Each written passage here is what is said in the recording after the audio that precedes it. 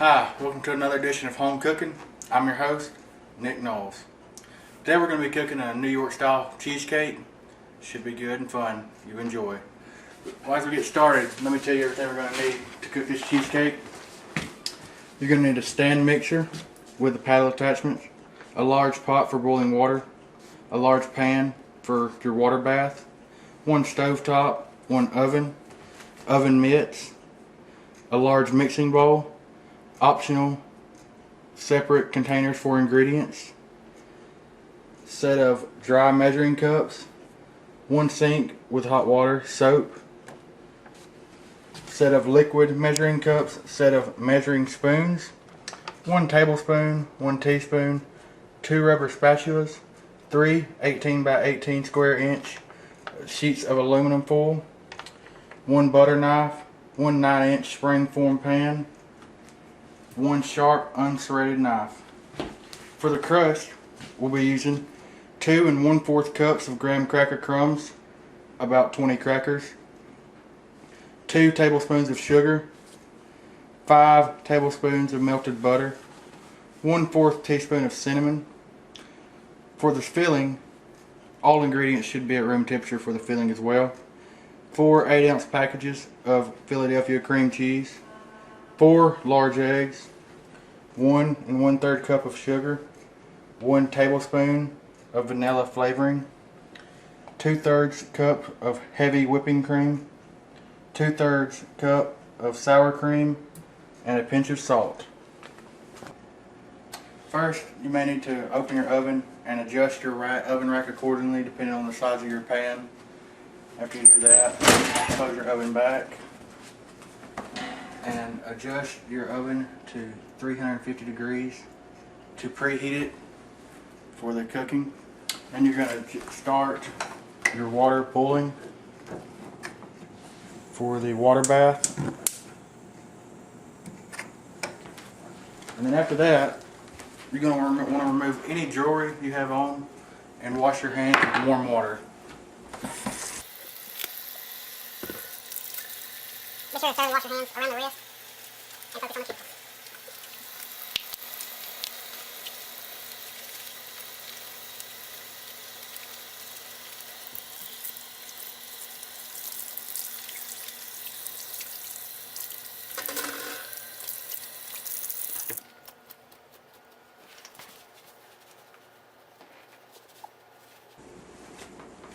Now that that's all done, we can come over here and prepare our spring form pan for the water bath. What we're going to be doing is folding the aluminum foil around the pan so that when we put it in our water bath, it doesn't get wet.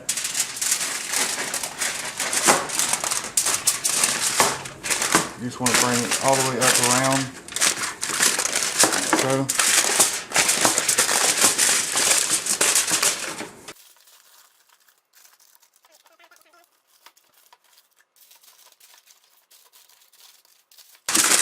As you do this, be sure to not get any holes in it that will prevent water, that will allow water into it to ruin your crust. And I use 3 sheets of aluminum foil just to be extra safe that water does not get into the pan.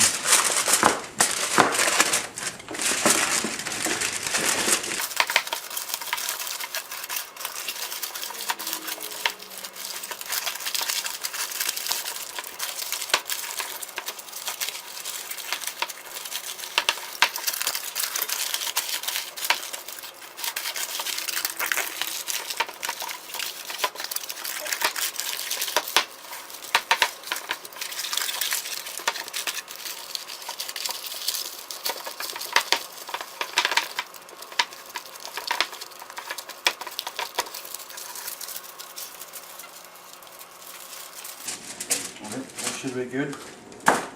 Now we're going to be preparing our crust for our cheesecake. We're going to have our 2 1/4 cups of graham crackers, our 2 tablespoons of sugar, and our 1/4 teaspoon of cinnamon. We're going to mix these together thoroughly first, and then place our melted butter in and mix that together as well.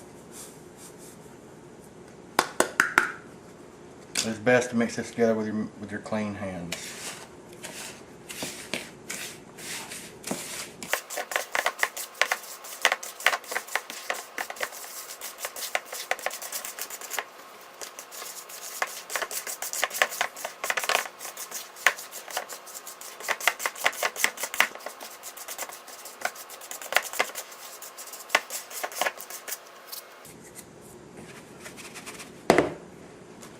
We're going to place our 5 tablespoons of melted butter in with the mix.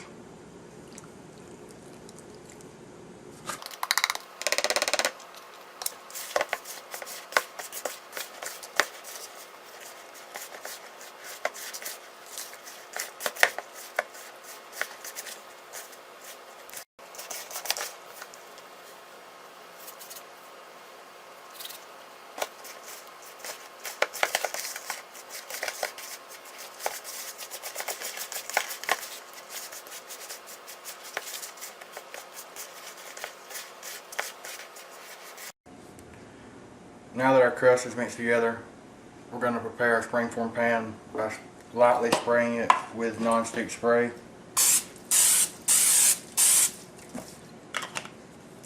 And then pressing the crumbs, our crust mix, in the bottom of the pan and a little ways up the edge, depending on how you like your cheesecake.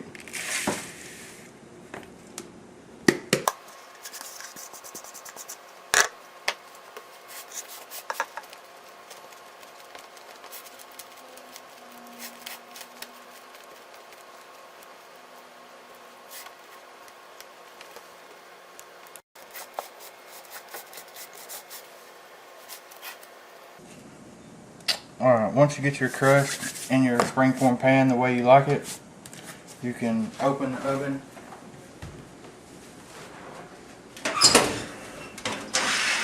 And we're going to place the crust in the oven for approximately 10 minutes to help to get the crust to set before we put the filling in.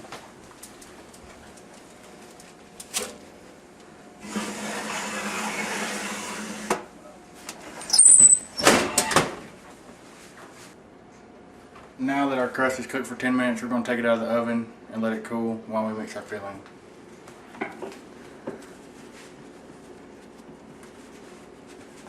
Make sure you be careful not to burn yourself because this is hot materials.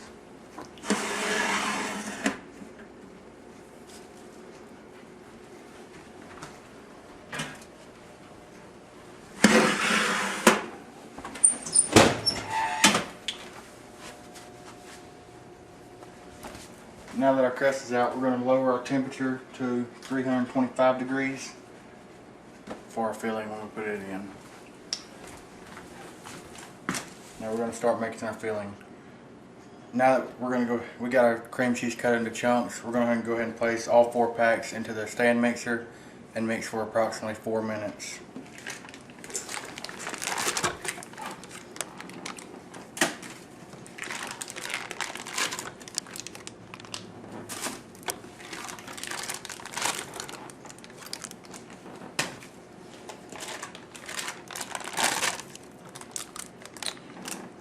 You're going to want to mix on a medium to low speed and make sure to scrape the edges down as you go to make sure all of it gets smooth and creamy.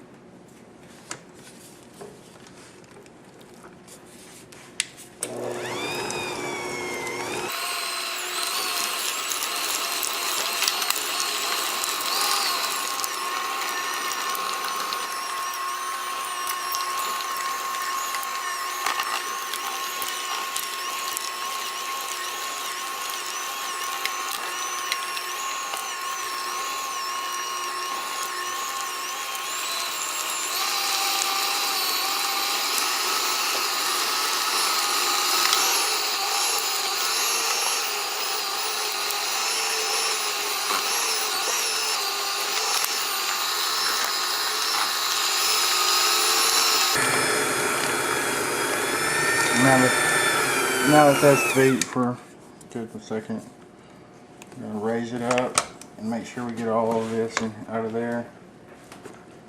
Make sure all of it got blended very well.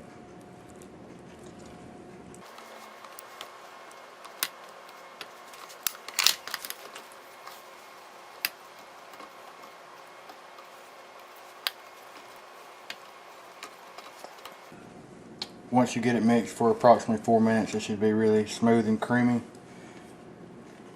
And we're going to mix our 1 1/3 cup of sugar in with it, and beat that for approximately another 4 minutes.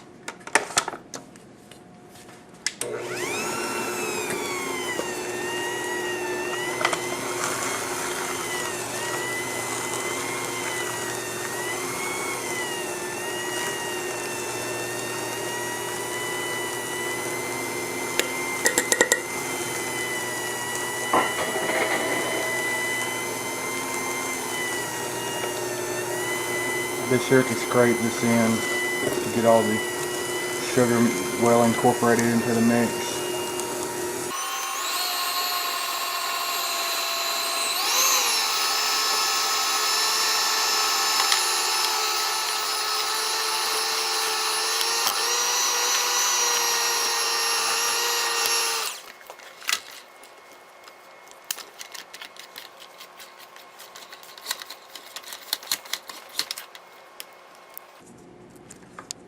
Make sure everything that's on the paddle attachment is mixed in as well.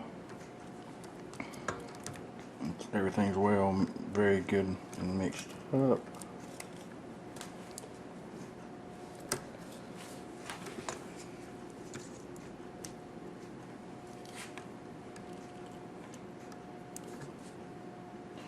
You probably won't be able to get all of it off of the paddle attachments now or when you go to pour it up or off your spatula, but there's going to be more than enough to make your cheesecake. There for just a second longer.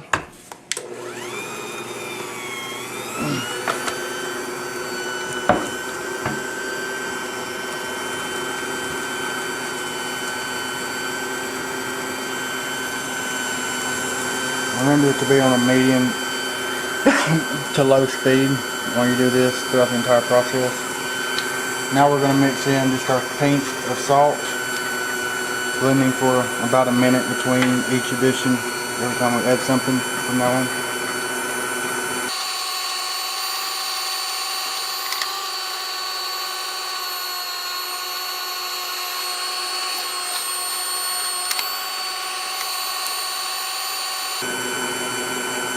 Now we're going to add our 1 tablespoon of vanilla extract.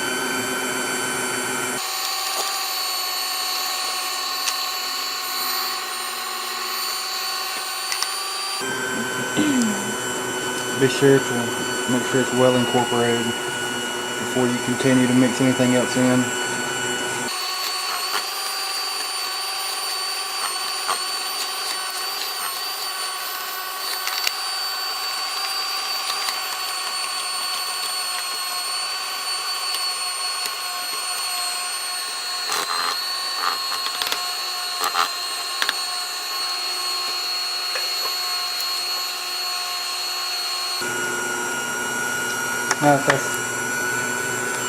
Now that that's blended in well, we're going to add 1 egg at a time, and all the ingredients are at room temperature.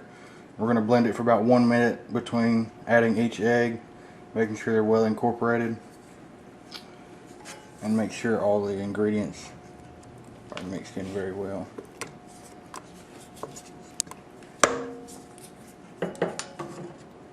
If you're a professional like so, you can crack it, making sure not to get any shell in it. If you're not, you can crack it on the side and pour it in.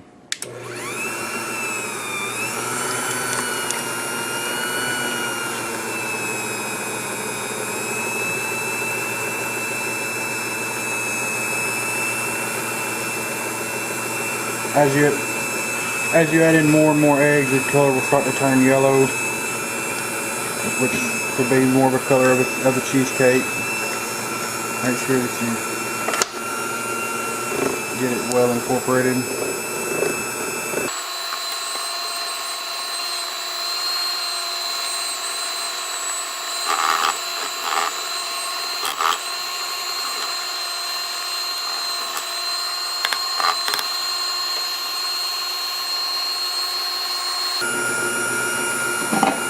Now Add one more egg.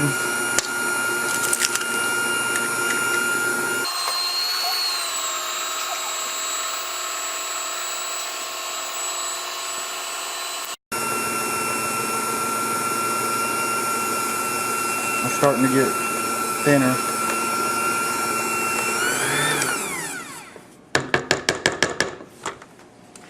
Be sure to raise it up and scrape all this down off the paddle attachments. Alright, one more egg.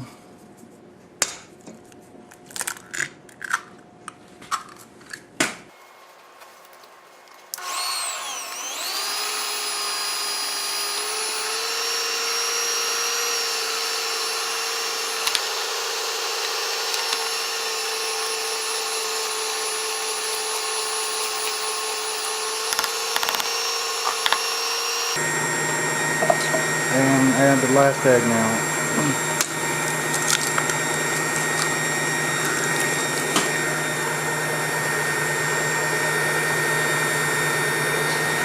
As you can see, the color turned from white to more of a creamy white color, and it's gotten thinner as well. It's not as thick.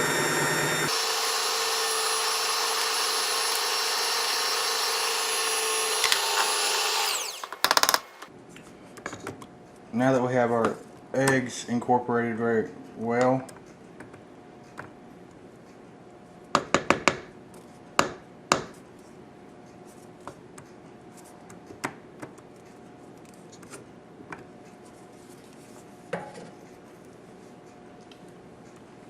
we're going to add our 2/3 cup of sour cream. Mixing this in just until incorporated. Don't beat it too much, or it can cause air bubbles and cause your cake to crack later on.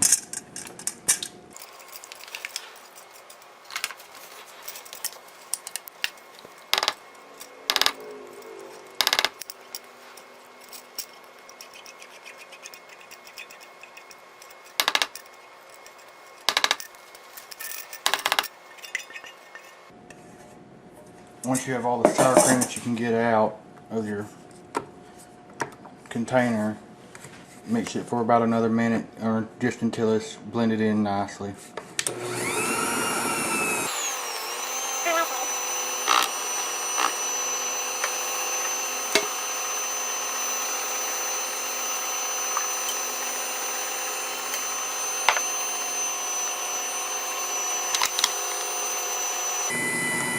Once you got your sour cream incorporated well, you're going to want to put your 2/3 cup of heavy whipping cream in. Being sure to not whip it too much, because it can get too light and fluffy, and that'll cause your cake to crack as well. And this should be at room temperature just enough. Just whip it enough, and just until it's incorporated.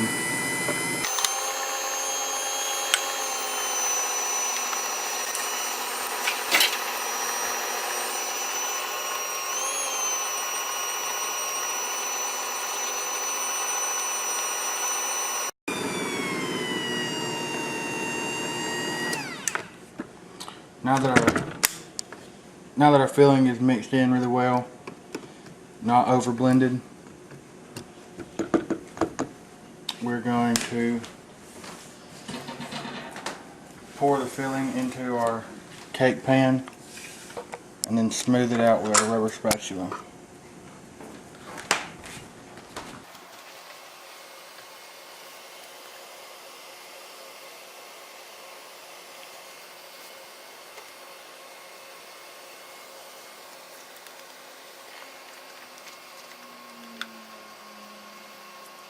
Don't overfill your pan as well.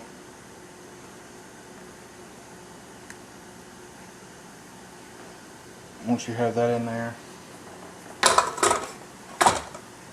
you smooth it with your spatula.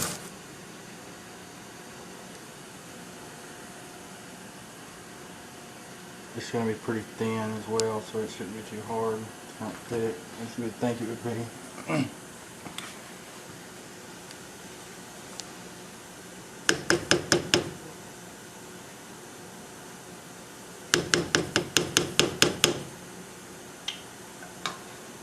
Once that's done, we're going to place this in carefully not to pour it over.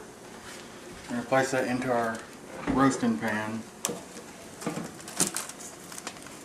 And take our water that has been on a low boil for a while now. And slowly and carefully pour it into the roasting pan, about a ½ inch up the way up the pan. Being careful not to burn yourself with the water. It's very hot. The pan is hot as well, so you might want to use oven mitts. Push it inside.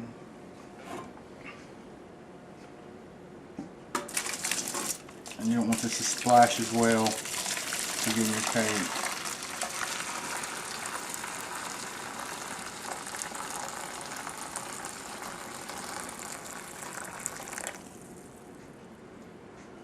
And that's about a good about 1½ inches up the way up the pan.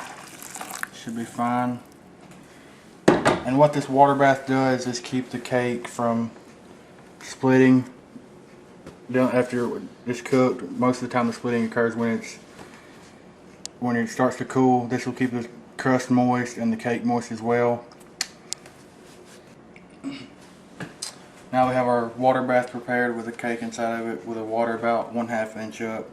You can place the cake in the roasting pan in the oven before pouring your water in. I prefer to put my water in first. It makes it easier for me. Whichever way is easier for you, you can do it as well. We're going to prepare our oven, open the oven door and pulling our rack out. And remember, it's on 325 degrees. Carefully, not to burn yourself, grab the roasting pan water bath and transport it to the oven. Not to burn yourself on the hot surfaces.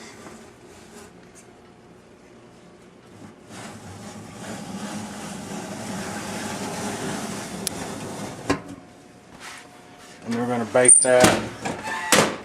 We're going to bake that on 325 degrees for about an hour and a half. We'll check it when it gets close to done. Alright, now that it's been cooking for about an hour and a half, we're going to check it out and check it and see how it looks. And be careful when you open the oven and go pull it out because it is still very hot.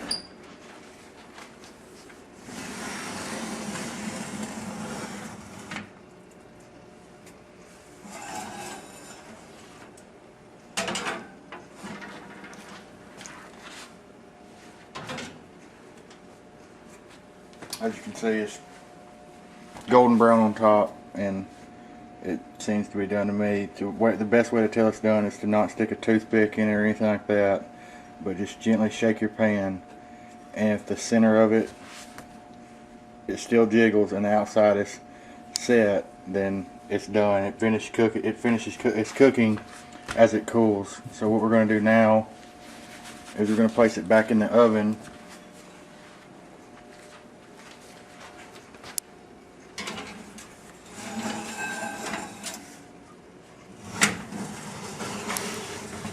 And turn the heat off, and we're going to leave the door cracked on the oven just a little. We're going to leave it like that for about 4 hours for it to cool and finish, because it finishes just cooking during this cooling time. Once it cools to room temperature in about 4 hours, we're going to take it out and put it in the fridge and let it cool for another 4 to 6 hours overnight, depending on just whenever you're ready to serve, really. But what the cooling in the oven does is keeps the top of it from cracking, where you don't have any cracks in the top of it or anything like that. If yours isn't done yet, if it hasn't set, when you go to jiggle it, you can put it in the oven for another 15 to 20 minutes, depending on your oven. Every cook time may be different, depending on what type of oven you're using and everything. But that's it, and we'll show you the finished product when it's done cooling. Alright, now that our cheesecake's been in the oven for about 4 hours, we're going to take it out of this water bath. It should be cool to touch by now. And we're going to take it out of this water bath and place it in the fridge until you're ready to serve, or 4 to 6 hours, depending on when you really want it. So we're just going to take it out of this, and we're going to leave it in this, and we're going to lightly cover it with aluminum foil. Make sure not to touch the top of it. until we're ready to serve.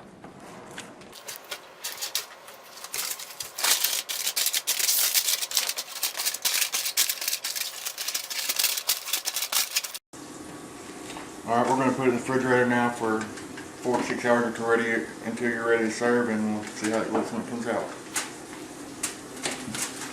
Alright, now that our cake has been in the fridge for 4 to 6 hours overnight, depending on when you're ready to serve, we can go ahead and remove it from the aluminum foil we got wrapped around it.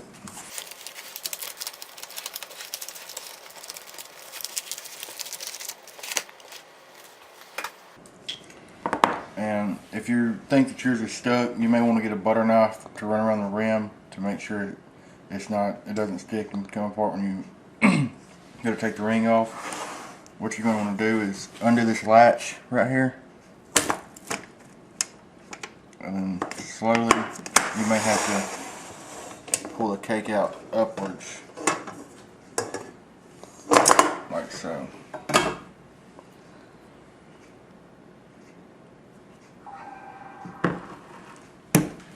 And how you're going to want to cut the cake is you're going to get your knife and put it in hot water for a few seconds.